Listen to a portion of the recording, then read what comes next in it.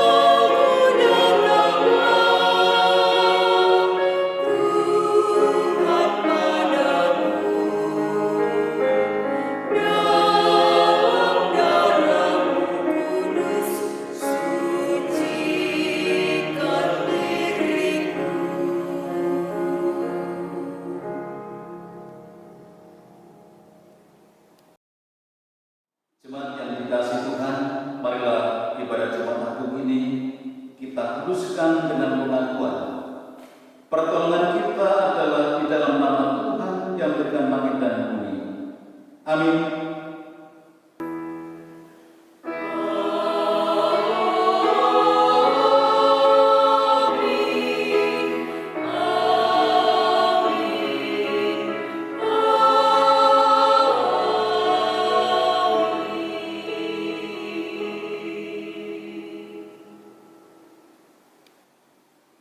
Kasih karunia, rahmat dan damai sejahtera dari Allah Bapa kita dan dari Tuhan Yesus Kristus menyertai saudara.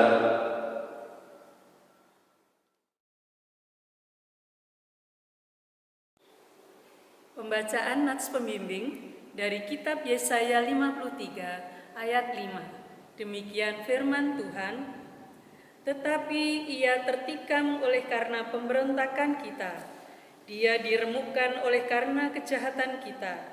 Ganjaran yang mendatangkan keselamatan bagi kita ditimpakan kepadanya, dan oleh bilur-bilurnya kita menjadi sembuh." Kita sambut nats pembimbing dengan nyanyian jemaat dari Kidung Jemaat 39 bait 1 dan 2 ku diberi belas kasihan.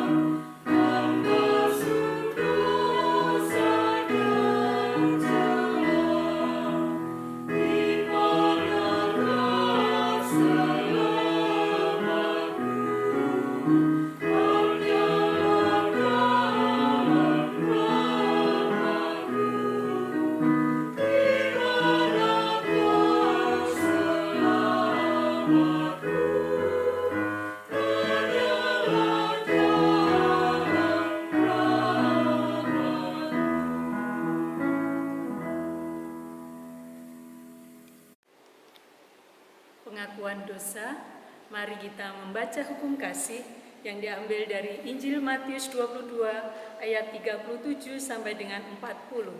Demikian firman Tuhan. Jawab Yesus kepadanya, "Kasihilah Tuhan Allahmu dengan segenap hatimu dan dengan segenap jiwamu dan dengan segenap akal budimu. Itulah hukum yang terutama dan yang pertama. Dan hukum yang kedua yang sama dengan itu ialah, kasihilah sesamamu manusia seperti dirimu sendiri. Pada kedua hukum inilah tergantung seluruh hukum Taurat dan kitab para nabi." Marilah kita menyesali dosa kita melalui nyanyian pengakuan dosa, pelengkap Kidung Jemaat 43 bait 1 sampai dengan 4. Tuhan, kami berlumuran dosa.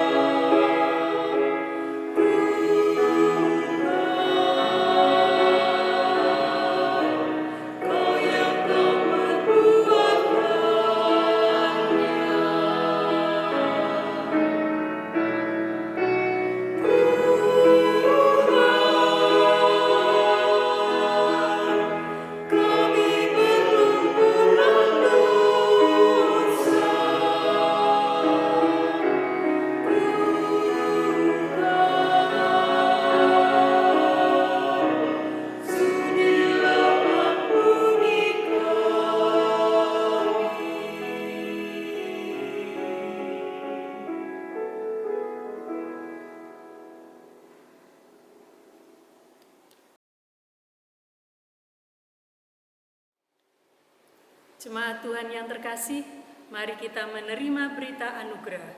Jemaat diundang berdiri. Berita anugerah diambil dari 1 Petrus 1 ayat 18 sampai dengan 23. Demikian firman Tuhan. Sebab kamu tahu bahwa kamu telah ditebus dari cara hidupmu yang sia-sia, yang kamu warisi dari nenek moyangmu itu, bukan dengan barang yang fana, bukan pula dengan perak atau emas, melainkan dengan darah yang mahal, yaitu darah Kristus yang sama seperti darah anak domba yang tak bernoda dan tak bercacat. Ia telah dipilih sebelum dunia dijadikan, tetapi karena kamu baru menyatakan dirinya pada zaman akhir. Oleh dialah kamu percaya kepada Allah yang telah membangkitkan Dia dari antara orang mati dan yang telah memuliakannya, sehingga imanmu dan pengharapanmu tertuju pada Allah. Karena kamu telah menyucikan dirimu oleh ketaatan kepada kebenaran, sehingga kamu dapat mengamalkan kasih persaudaraan yang tulus ikhlas, hendaklah kamu bersungguh-sungguh saling mengasihi dengan segenap hatimu. Karena kamu telah dilahirkan kembali bukan dari benih yang fana, tetapi dari benih yang tidak fana, oleh firman Allah yang hidup dan yang kekal. Mari kita menyambut berita anugerah dengan menaikkan nyanyian jemaat dari Kidung Jemaat 40 bait 1 dan 2, Ajaib Benar Anugerah.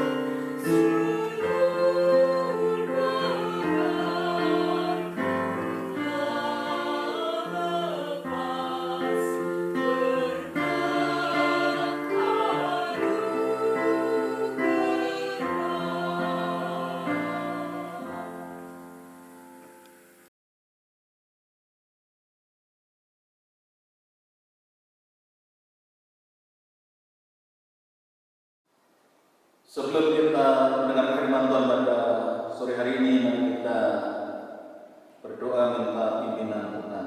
Kita berdoa. Bapa kami di dalam surga, Allah yang kami kenal di dalam nama Yesus Tuhan kami. Kami datang ke hadapan Tuhan pada sore hari ini dalam rangka kami merayakan Jumat Agung. Kami terus mempermuliakan Tuhan melalui Tuhan kami. Kami merindukan Roh Allah terus bekerja Tuhan sehingga melalui ibadah kami nama Tuhan dipermuliakan. Saatnya tiba kami akan mendengar firman-Mu. Kiranya Roh-Mu akan murapi kami Tuhan sehingga kami boleh memahami, mengerti, bahkan kami juga mampu melakukan kehendak-Mu dalam kehidupan kami. Kiranya Roh-Mu akan memimpin hamba-Mu secara sehingga bisa menyaksikan firman-Mu dengan jelas dan melalui kami terus mempermuliakan Tuhan di dalam kehidupan kami. Terpujilah nama-Mu ya Tuhan yang mengambil firman-Mu di dalam nama Tuhan Yesus. Amin. Bapak kasih Tuhan dan juga anak kami yang dicintai oleh Allah, kita akan baca firman Tuhan dari Lukas pasal yang ke-23 ayat 33 sampai 49. Lukas pasal 23 ayat yang ke-33 sampai 49 akan saya baca demikian.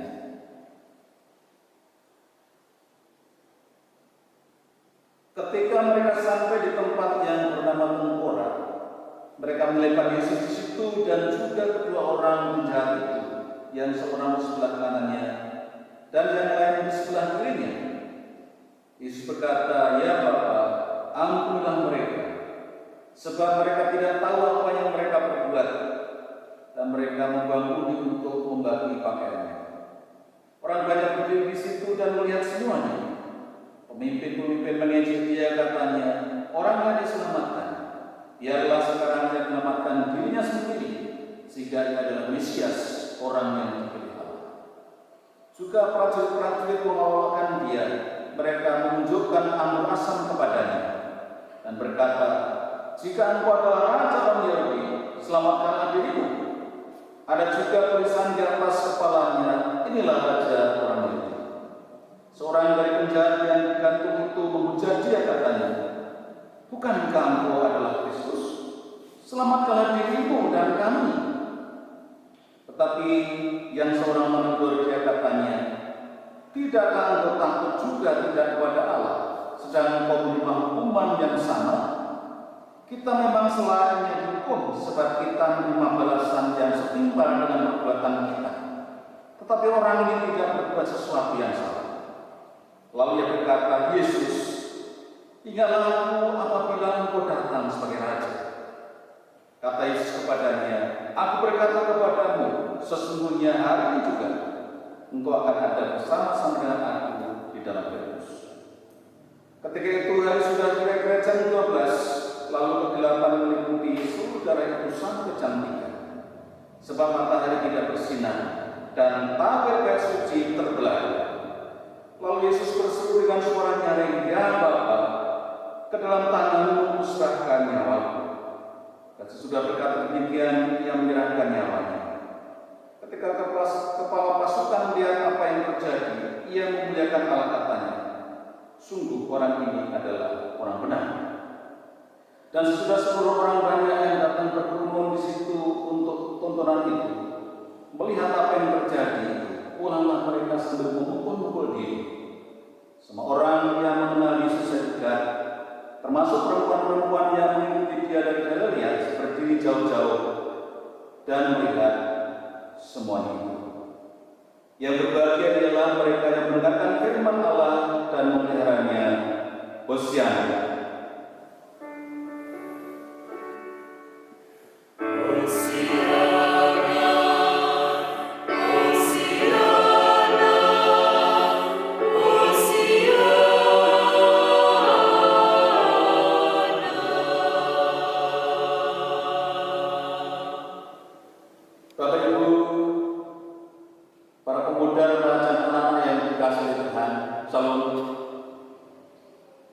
Di tengah-tengah kehidupan kita masih dalam suasana berduka karena COVID-19 yang masih melanda negeri kita.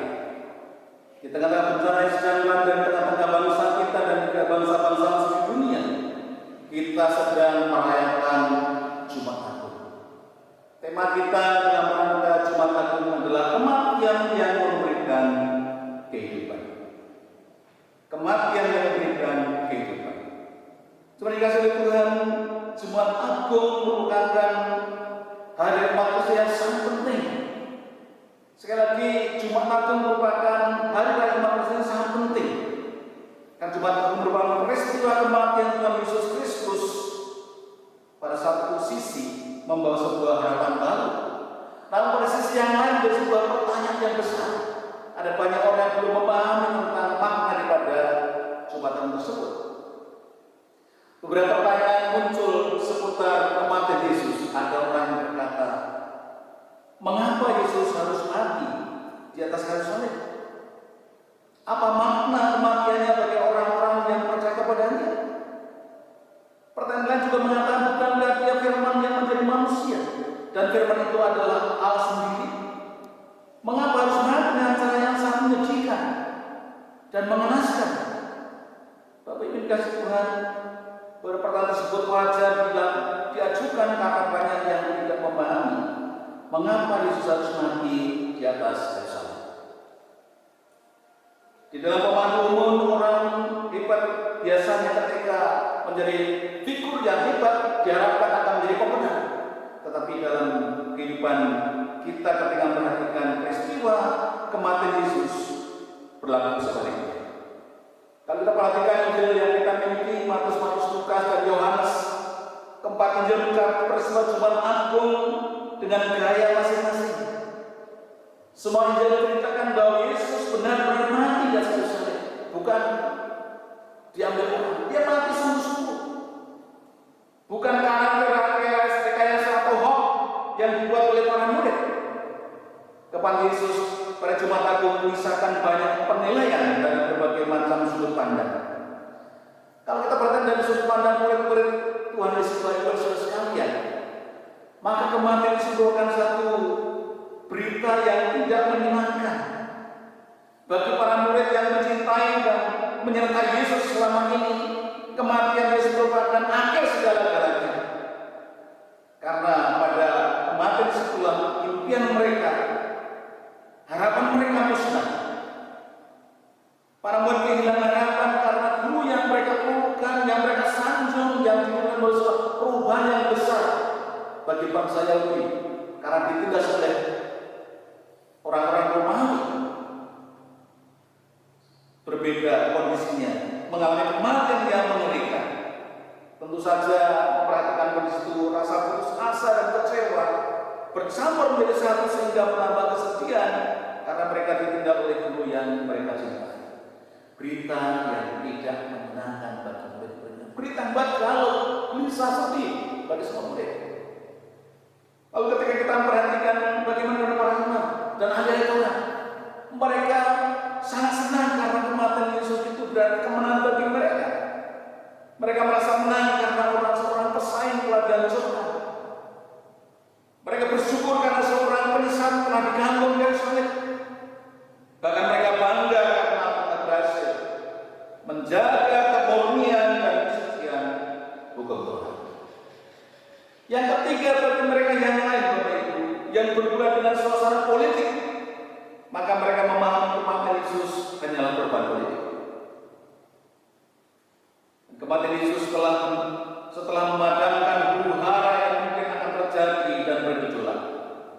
Kematian Yesus telah membuat keadaan stabilitas daerah menjadi lebih terjaga. Bagi yang lain lagi, kematian itu tontonan gratis yang bisa ditonton.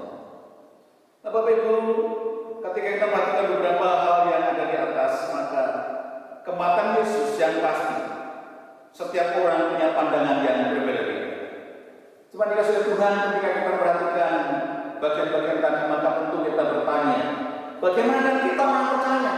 Apa makna kematian Yesus bagi kita? Apakah sama dengan mereka? Tentu saja tidak. Ketika kita perhatikan kematian dari sudut pandang keadilan Allah, dikaitkan dengan penyelamatannya atas manusia, maka kematian Yesus di kayu salib adalah dalam rangka menggantikan posisi orang-orang berdosa di hadapan Allah. Yesus mati untuk menggantikan kita. Harusnya kita yang berdosa harusnya mati di kayu salib, digantung di sana karena kasihnya yang rela menggantikan kita. Status kita digantikan oleh Yesus yang rela mati untuk menebus segala dosa dan pengalaman kita. Firman Tuhan berkata, akan tetapi Allah menunjukkan kasihnya kepada kita oleh karena Kristus telah mati karena dosa-dosa kita. Di dalam Roma 5 ayat 8. Ketika kita perhatikan kematian saudara itu, Yesus mati dalam rangka memenuhi tuntutan Allah di dalam karya penyelamatan yang sudah ada banyak-banyak dalam perjanjian lama. Kita ingat dalam perjanjian lama, ketika orang berdosa sudah persembahkan domba, anak domba untuk menghapus dosanya. Bayangkan sudah dalam perjanjian lama, nabi-nabi sudah menyampaikan akan kedatangan Yesus, termasuk Nabi Yesaya menyampaikan bahwa Dia mati karena pemberontakan kita, disalibkan karena kesalahan dan dosa kita. Bapak Ibu, ketika kita perhatikan bagian mengingatkan kepada kita bahwa dari sudut pandang Allah kematian Yesus menghasilkan perdamaian. Yesus mati mendamaikan hubungan antara Allah dan manusia. Yesus mati untuk memberikan kepada kita keselamatan yang kekal. Yesus mati untuk mengangkut dosa seluruh dunia. Yohanes mengungkapkan dalam pasal 1:29 mengatakan bahwa lihatlah anak domba Allah yang menghapus dosa dunia. Selanjutnya kematian Yesus itu juga dalam rangka menyelesaikan perseteruan antara Allah dengan manusia. Kematian sekali dan untuk selama-lamanya karena Yesus adalah suci dan tidak berdosa. Dari sudut pandang kenikmatan Allah Bapak Ibu, maka kematian Yesus merupakan tugas yang dibebankan oleh anak Yesus untuk menyelesaikan. Bagaimana Allah Bapa mengirimkan Yesus Kristus untuk mati di Yerusalem, sehingga barang siapa percaya kepada tidak binasa, melainkan beroleh hidup yang kekal. Tugas Yesus telah dilakukannya dengan sempurna melalui kematian sehingga mengatakan tetelestai, sudah selesai. Ketika Yesus mengatakan tetelestai, sudah selesai, maka berarti planningnya Allah untuk manusia sudah digenapi di dalam Yesus. Kita ingat dalam perjanjian lama, Tuhan yang dalam manusia dan firman Tuhan disampaikan oleh nabi-nabi.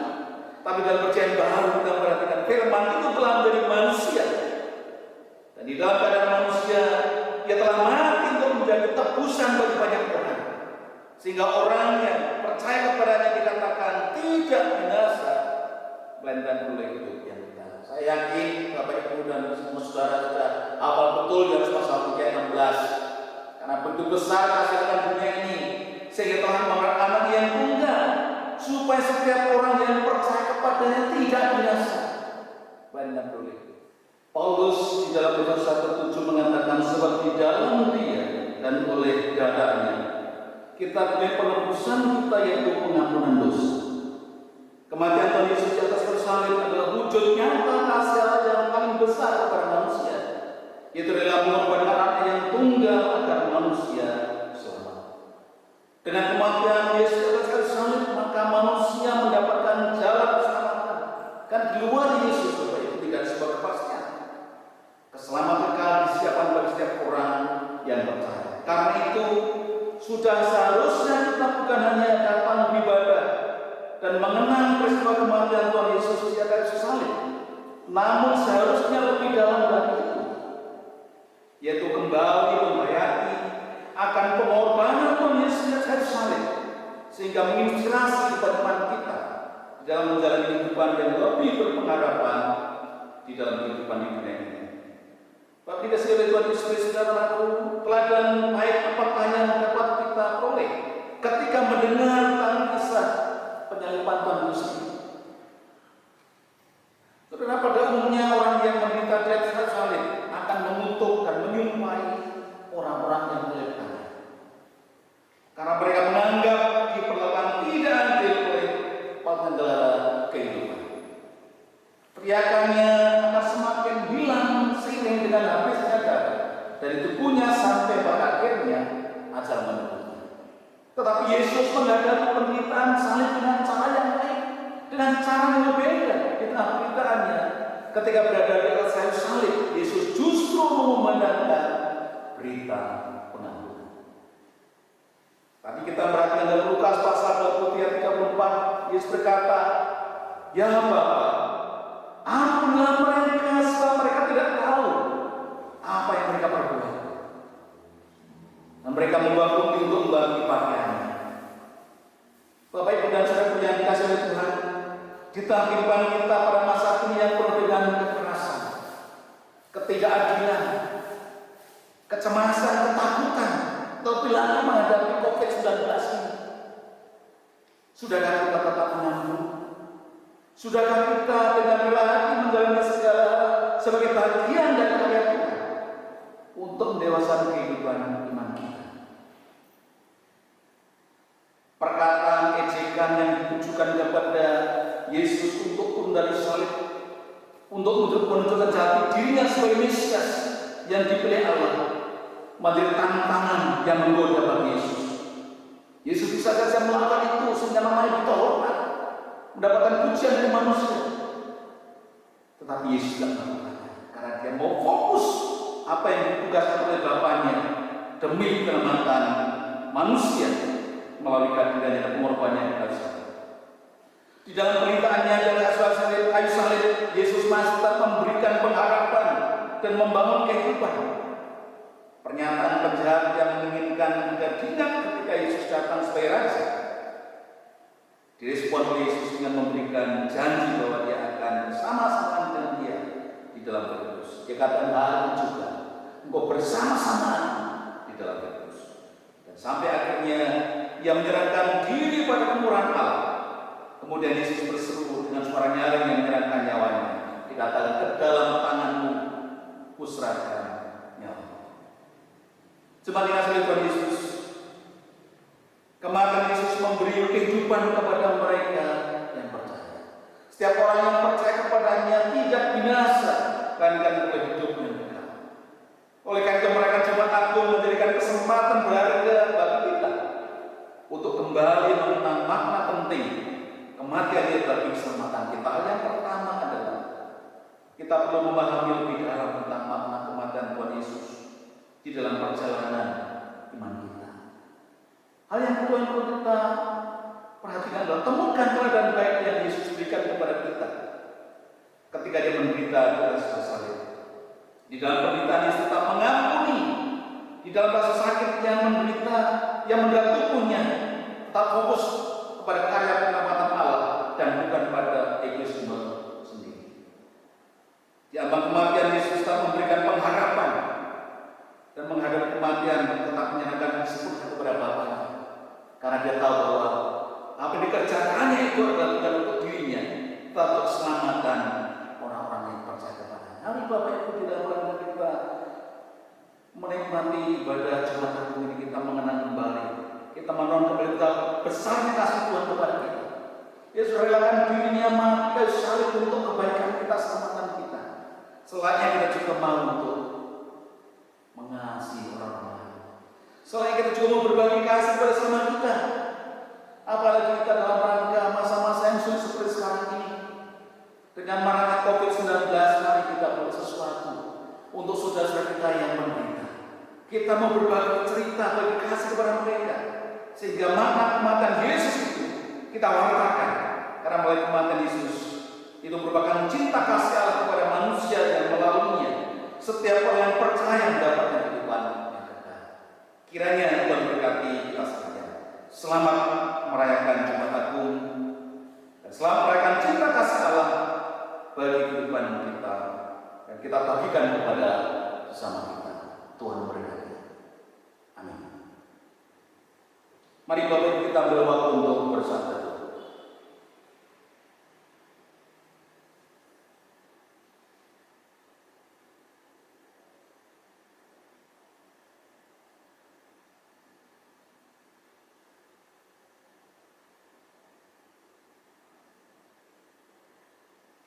Saat teduh selesai Bapak Ibu, kita akan menyambut firman Tuhan tadi dengan memuji Tuhan dari Kidung 183 ayat 1 dan 2, menjulang nyata atas bukit Karmel.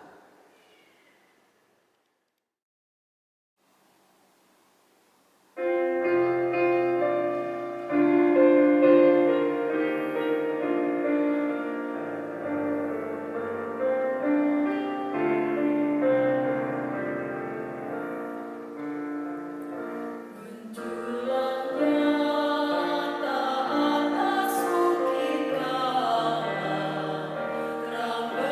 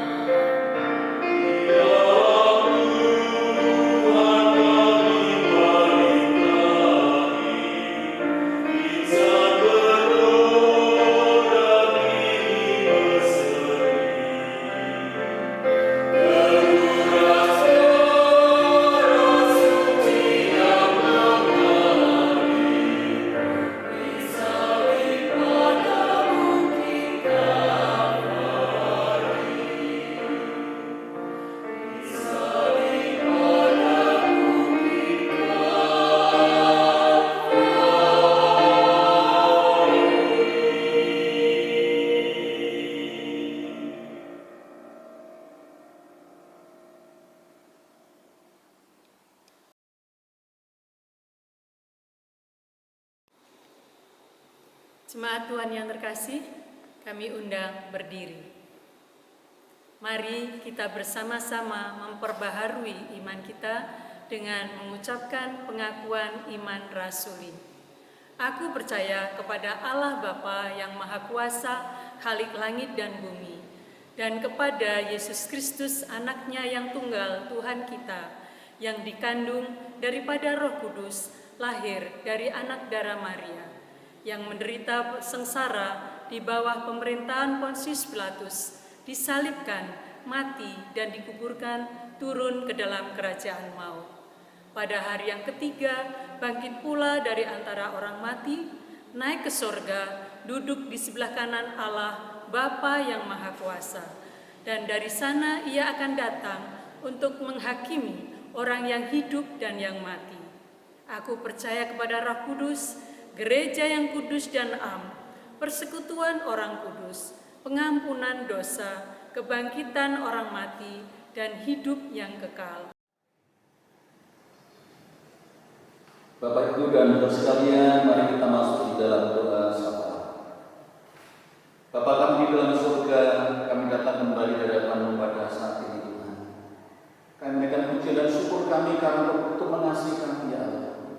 Engkau sudah merelakan Putra-Mu yang tunggal, Yesus Kristus, mati dari salib untuk menebus segala dosa dan kebenaran kami, untuk mengampuni segala dosa kami, bahkan menyucikan segala dosa dan kesalahan kami, Tuhan. Kami bersyukur karena peristiwa Jumat Agung ini membawa kami untuk kembali diingatkan betapa Engkau sangat mengasihi kami. Tuhan, awallah kami sebagai anak-anak-Mu juga belajar untuk terus mengasihi sama kami seperti yang dirindukan bagi kami. Kami berdoa supaya melalui setiap peristiwa ada dalam kehidupan kami, Tuhan, kami mau terus fokus kepadamu seperti Yesus fokus kepada Bapa, sehingga bisa melakukan tugas akhirnya dan mengatakan that is sudah selesai.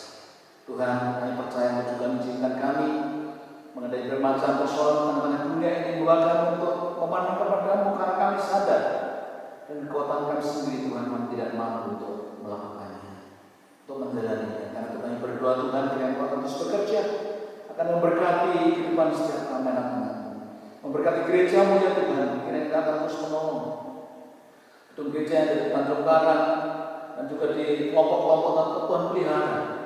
Kami tinggalkan beberapa waktu karena kami berada di kondisi yang mengalami masalah dengan COVID-19 ini, Tuhan. Kami tidak bisa berbakti tentang gereja-Mu, tapi kamu berbakti di rumahnya masing-masing. Dan kami berdoa supaya Tuhan tetap memberkati semua pelayanan yang dilakukan para hamba dan anggota majelis, baik itu para penatua, pendeta, diakan, Tuhan berkati sehingga dapat melaksanakan tugas pelayanan dengan penuh kasih, penuh cinta untuk kemuliaan nama Tuhan.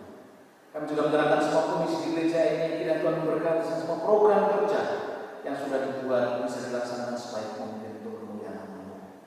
Bapak, kami juga menyerahkan pelayanan kami yang ada di SMP Kristen 5. Kiranya Tuhan juga memberkati, menolong sehingga semua guru, karyawan, dan didik mereka semua hidup dalam kebenaran yang menjadi saksi hidup tengah masyarakat. Bapak Surgawi, di tengah-tengah situasi kondisi yang kami hadapi sekarang ini dengan merebaknya virus COVID, virus Corona, kami kenal dengan COVID-19 ini, Tuhan, kami berdoa supaya Engkau tetap menjaga setiap kami, memagari kami kuasa-Mu, ya Tuhan, sehingga tetap diberi kesehatan, kekuatan itu, supaya kami dapat terus mempermuliakan nama-Mu di tengah-tengah kehidupan kami. Di tengah-tengah kehidupan kami ya Tuhan, segala sesuatu dari rumah kami masing-masing, Tuhan, Engkau tetap menjaga kami, memberi kepada setiap kami damai, sejahtera, dan sukacita, sehingga tetap dapat memuliakan Tuhan di dalam kebersamaan kami bersama keluarga kami masing-masing, Tuhan. Kami juga terus berdoa kiranya Engkau yang akan memberikan kepada pemimpin kami, Presiden Jokowi dan Maruf Wakil Presiden, dan juga pemerintah pusat saat tingkat RT, dengan kepada mereka yang bijaksana, ya Tuhan, dalam menangani setiap persoalan yang ada dalam bangsa ini.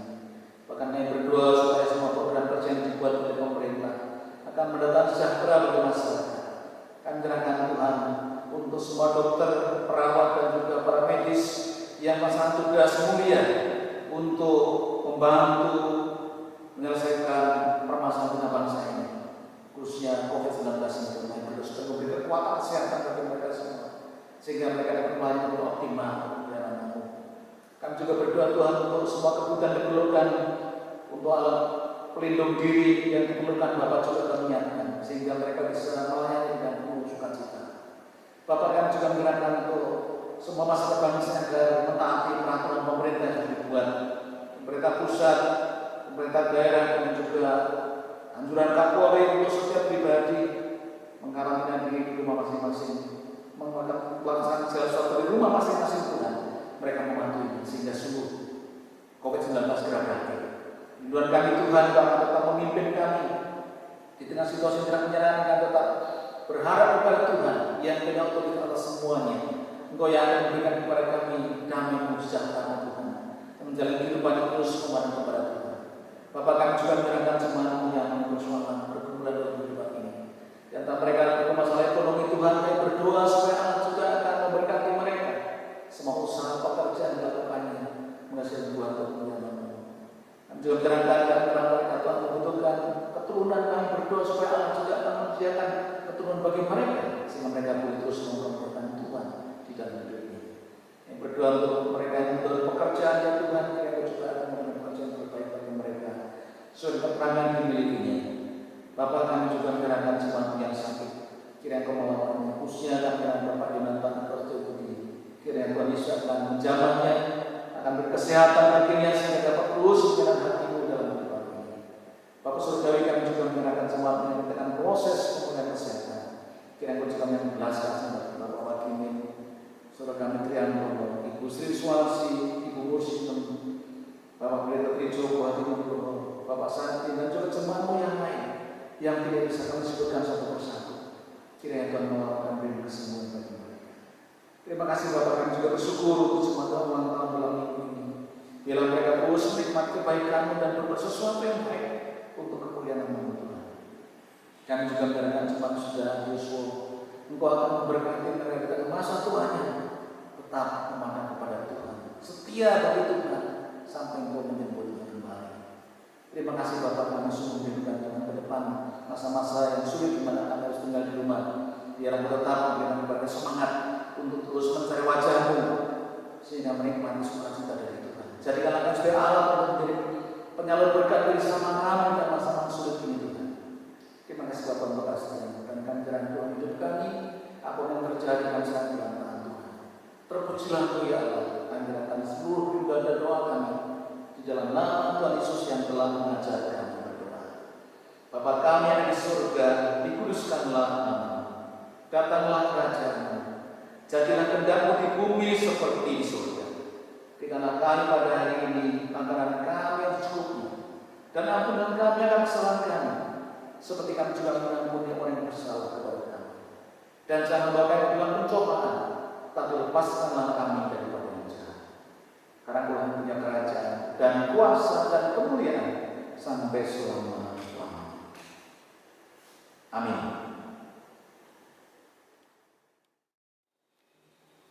Jemaat yang dikasihi Tuhan, mari kita mensyukuri pemeliharaan Allah.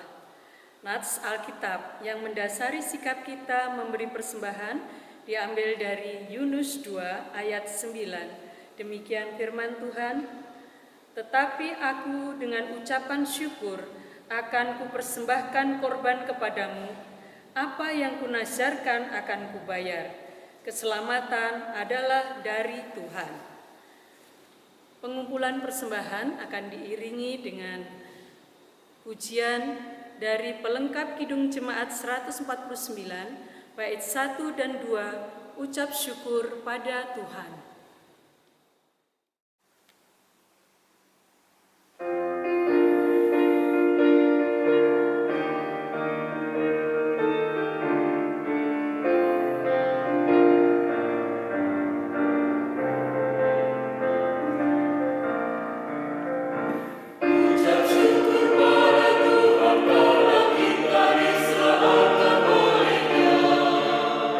Senandungkan lagu baru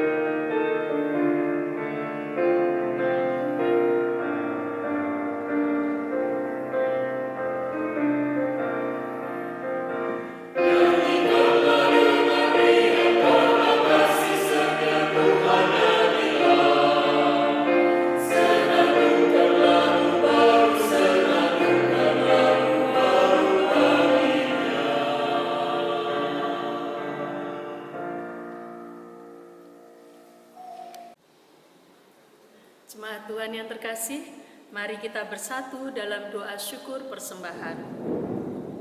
Allah Bapa di surga, kami jemaat-Mu saat ini menghampiri dan berlutut di hadapan-Mu untuk menaikkan syukur atas pemeliharaan dan berkat yang tercurah dalam kehidupan kami. Engkau mencukupi segala kebutuhan hidup kami di dunia ini. Bapa, saat ini kami telah mengumpulkan persembahan. Kiranya Bapa berkenan menerima dan menyucikannya, sehingga persembahan ini dapat digunakan dengan benar dan tepat sasaran, sehingga pekabaran Injil-Mu boleh terjadi dan berjalan dengan baik dan lancar. Bapa, kami mohon Engkau memberkati jemaat-Mu yang dengan tulus dan ikhlas menghaturkan persembahan ini, dan juga kami mohon pengampunan atas segala salah dan dosa dalam menghaturkan persembahan ini tidak berkenan di hadapan-Mu. Di dalam nama Tuhan Yesus kami alaskan doa syukur ini. Terima kasih Bapa. Haleluya. Amin.